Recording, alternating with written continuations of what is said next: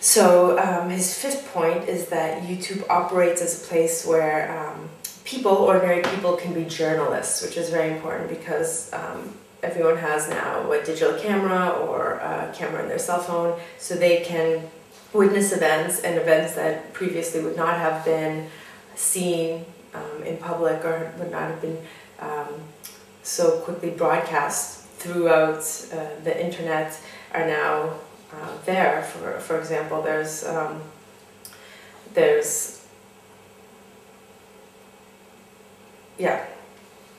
lots of stuff that otherwise would not have been seen by people, and ordinary people can feel like they have a right to report and journal things. There's that whole incident with, I forget his name, the guy from Seinfeld, who went crazy in a club in LA and started saying really racist comments, or the Saddam Hussein execution, which was all over YouTube, which thankfully I did not see. But then he makes another point, YouTube within politics, and how participatory culture can generate what they desire in politics. And they have a very big say in this.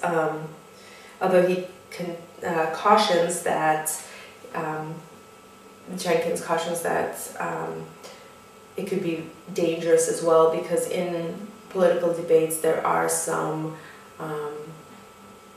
rules that you don't, some boundaries that you don't cross in terms of what you say, and in YouTube there are no such boundaries. So he and others anticipate that there could be racism and bigotry and sexism and such on YouTube with respect to politics. And his seventh point is that YouTube helps us see shifts in cultural economy. Companies are actually using YouTube, monitoring YouTube to see what audiences are interested in, and also they're using it as free advertising. So this is very interesting because it seems like the companies are kind of making money off of free labor from the participatory culture of YouTube. And his point number 8 covers, he talks about technology and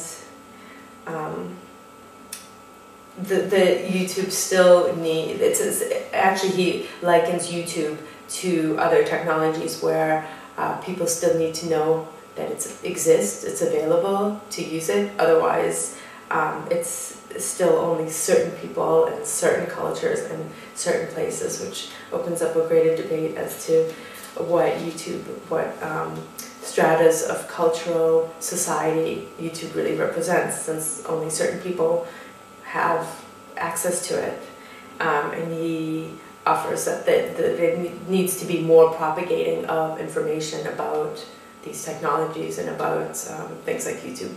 And this also links to his 9th point, which is that YouTube does not really represent a diverse culture. It doesn't represent a lot of minorities, which is interesting because in a sense then YouTube really does reflect our cultural society, since it underrepresents minorities just like the rest of society. So anyways, these are some of his points that were covered in the 9 propositions toward a cultural theory of YouTube, which he gave in a talk on the 28th of May in 2007, and I hope I did them somewhat justice, and I'm sure we'll discuss them further in class. Thank you very much.